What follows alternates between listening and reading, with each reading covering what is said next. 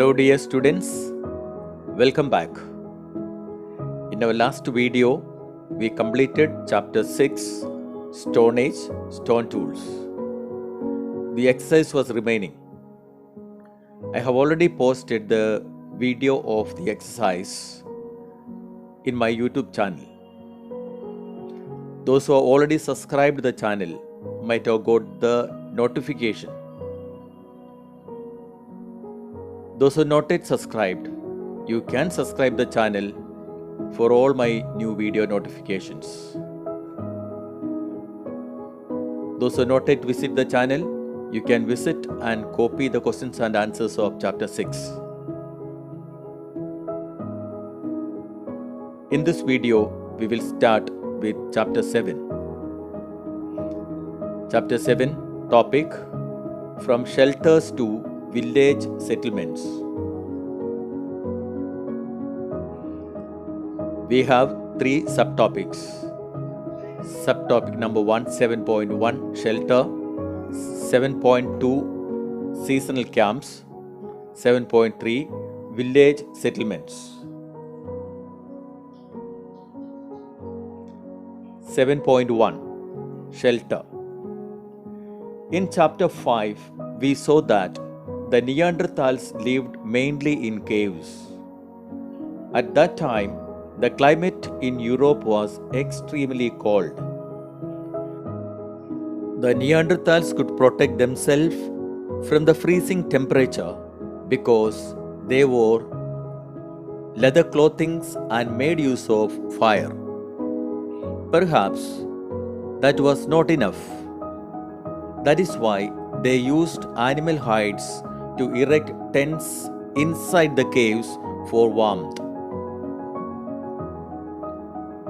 Wherever necessary, they also built huts in the open. A warm 2-room tent erected by Neanderthal man inside a cave in France.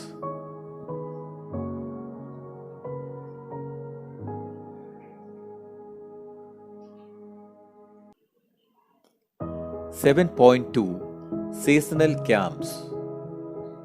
In the Middle Stone Age, groups of Homo sapiens had established all over the world. At that time, the climate was getting warmer. The environment was changing everywhere, and with it, the diet of Homo sapiens was also undergoing change. By the time of the Middle Stone Age, big animals like mammoths were on the way to extinction due to the changing environment and also because they were hunted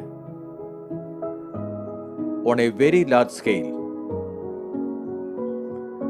That is why Homo sapiens had largely turned to fishing.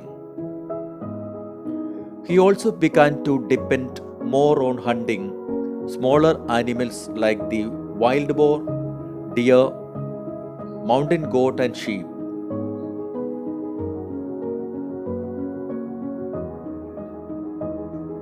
The mammoth was an ancestor of the elephant.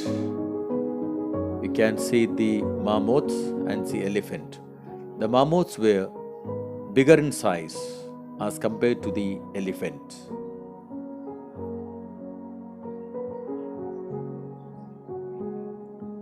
The changed diet pattern enabled the group of Homo sapiens to roam to faraway regions. They moved their camps to different places according to the seasonal changes. There they harvested seasonal wild grains and gathered seasonal fruits and roots. They would find out the best season for fishing and use the knowledge to their advantage. By observation, they discovered the best hunting grounds. For these reasons, they stayed in one place for a longer periods They cleared jungles by felling trees and set up their seasonal camps in the clearings. You can see in the picture, setting up our seasonal camps in the open after felling trees. A subtopic 7.3 Village Settlements. The way of life for humans in the New Stone Age was completely different from that of humans in the Old Stone Age and Middle Stone Age. Here make this, that, the. Okay, the way of life for humans in the New Stone Age was completely different from that of humans in the Old Stone Age and the Middle Stone Age.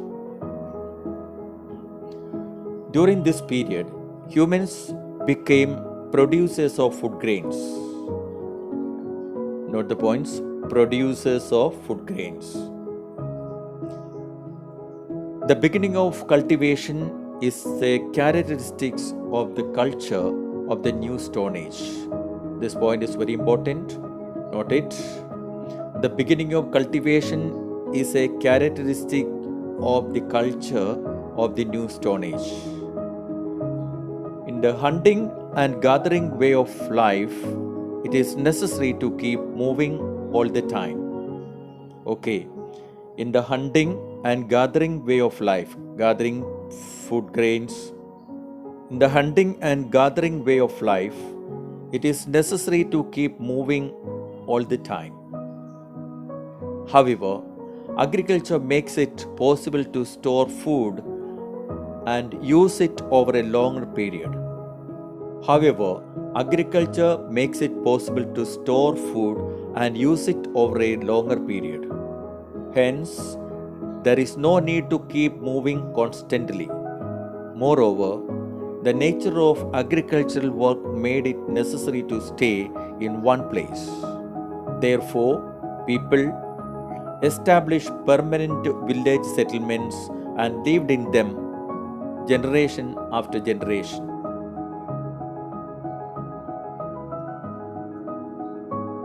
In the next lesson, we shall review the social organization and the culture of these village settlements.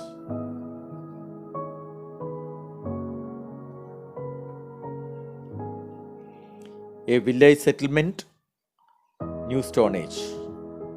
Okay, the picture is given of a New Stone Age village settlement.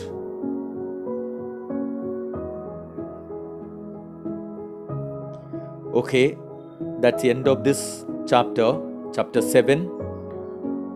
And in the next video, we will do the questions and answers. If I post the video on YouTube, you will get a notification. If I did not post, then in the next class, I will be giving this video for you to study.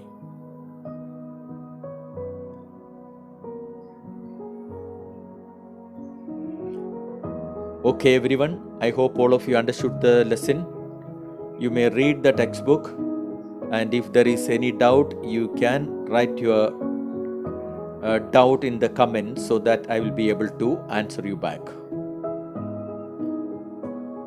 Okay, everyone, good luck till we meet in the next video. Bye.